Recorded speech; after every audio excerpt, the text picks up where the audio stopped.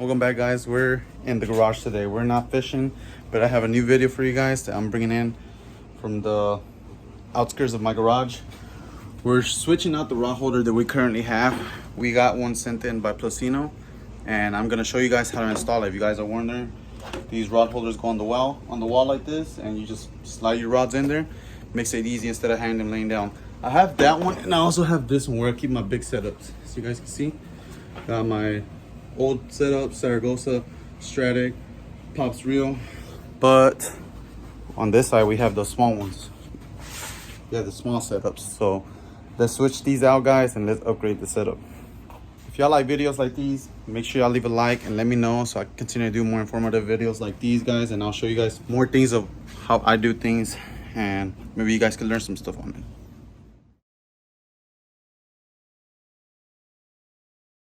Right off the bat, guys, I'm looking at these new rod holders compared to the old ones I've had.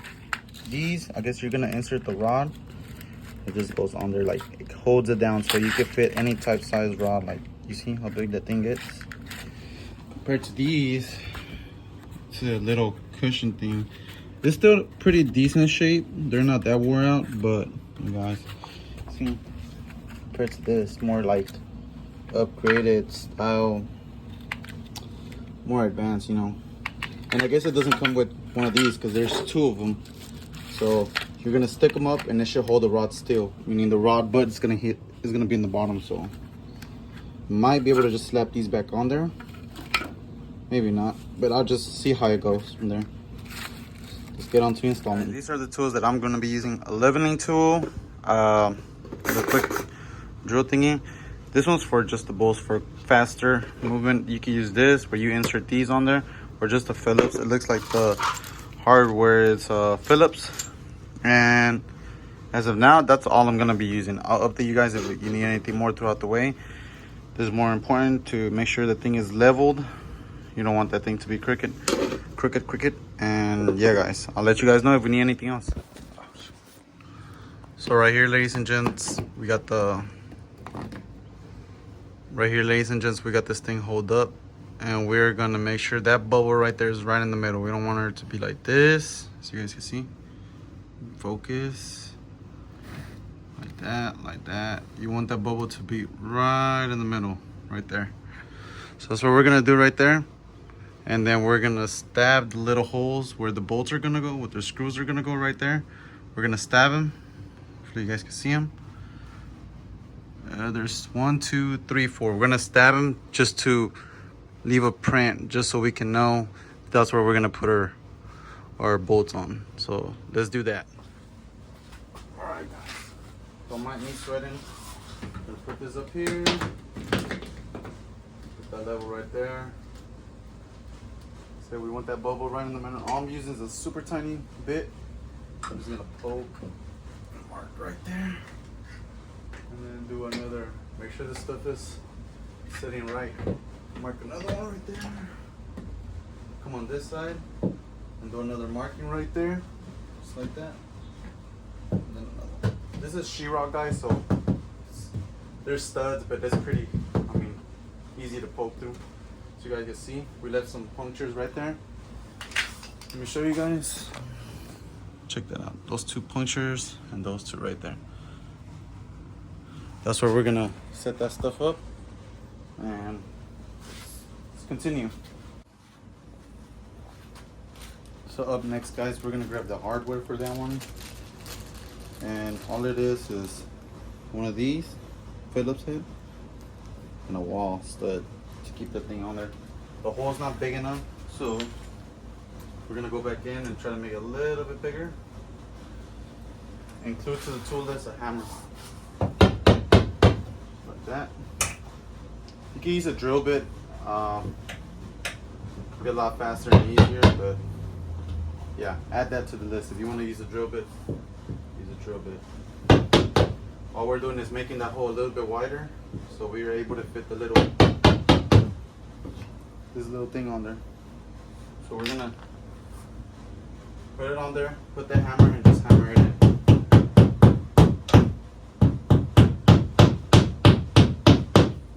Same thing with the other one. Grab the other one. Do it to all 4 of them. Alright. Let me show you guys just how they're gonna look. You see? The reason why we put these on the wall, unless you're drilling it straight to a stud, because when you put that bolt, this screwdriver on there, it's gonna crumble up and it's gonna hold the rack back, so it won't just come right off the bolt. So it can have something to thread on, basically. Unlike over here, we have a stud. You know, the difference is it's gonna stay on there. I mean, here is just empty in the back, you guys. So that's why you need these. Let's continue, guys. Now that we have those little plastic studs in there, we're gonna go ahead and look at the instructions, because you always want to look at the instructions. Obviously, they go like this. All right, simple. Let's go ahead, grab the stud, the bolt. This step, sometimes I would recommend you to use a screwdriver by hand, tying it up by hand, because these electrical, sometimes these things still tend to push in. I've had experiences with that before, but you know, we already have it all lined up and everything. Perfect. Holes are matching on this side and on this side. So, I'm gonna start putting it in there. Put one on top, and we're gonna start screwing on there by hand. I got it by hand, guys.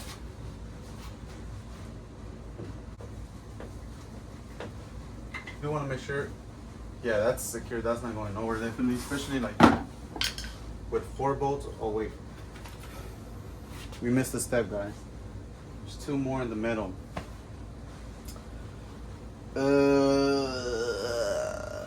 Screw it. That should be enough. Yeah, guys. It's gonna be how it's gonna go. All right. Let's go ahead and put the spinning wheels on this side. Let's take this out of the way. One.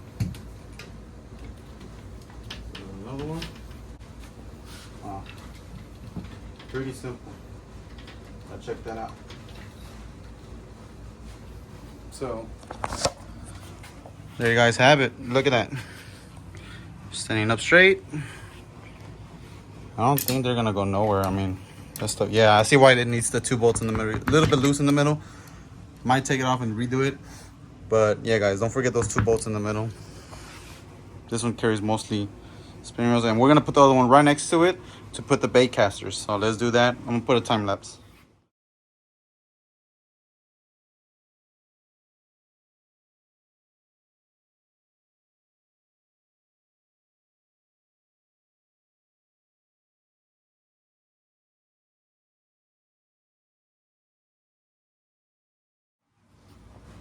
Well, guys, now we're done. We finished installing them. Like I said, yeah, it might need that middle one just so I can have that extra support. I don't think I'm gonna need it. If I see this thing coming loose, then I might pull it back out and redo it. But as of now, guys, pretty much done. Took them about like 10 minutes because we had to film it. Probably a little bit more, but get this done pretty quick. Get you one of these, and you don't have to have your rods laying anywhere. Especially nowadays, you know, your rods could get broken pretty easily. And these things are not cheap. But that's the setup, guys. And the most important one, the one of my son. You know, once he's old enough, he's gonna be out there with us. But how I feel about not having a bottom, as long as the rods are touching, it's pretty good. But I mean, they're there. It's working. It's keeping them on there. I'm gonna give you guys a review of how it holds up within a couple months. And yeah, guys, we have a total of, let me show you guys.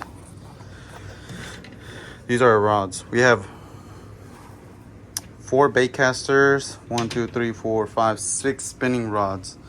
So pretty much, guys, that's how it's looking. You know, I've been trying to set up my garage since I got my house. I've been living in this house for, I think we were about to make 3 years. Yeah, guys, we got a 1-car garage, so it's kind of hard to work with. You know, got the mess over here, the fishing stuff, fishing desk. It's a bit messy. Got the toolboxes, but we're cooking it up, guys. Got the little fishing grill pit going because we don't want to use the big grill. These are ribeyes, thinly sliced ribeyes, stuffed with cream cheese, jalapeno, wrapped with bacon. So we're about to eat it up, guys. Yeah, guys, that's how it's looking. We have it down here. Final verdict, the tools are gonna be definitely a thin screwdriver, one that you can switch out the bits if you want to. This was not necessary, honestly, unless you want to drill. Definitely gonna need the drill to make the holes, and a hammer, a level. So let's get this out the picture. This is what we're gonna need, guys.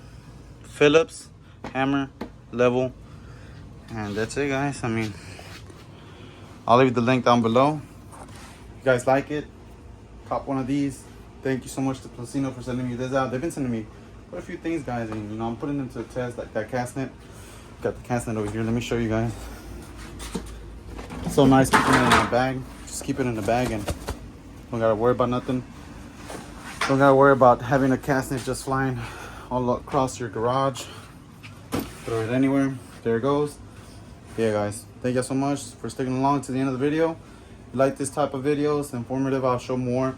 Leave a like, subscribe, and catch you on the next one.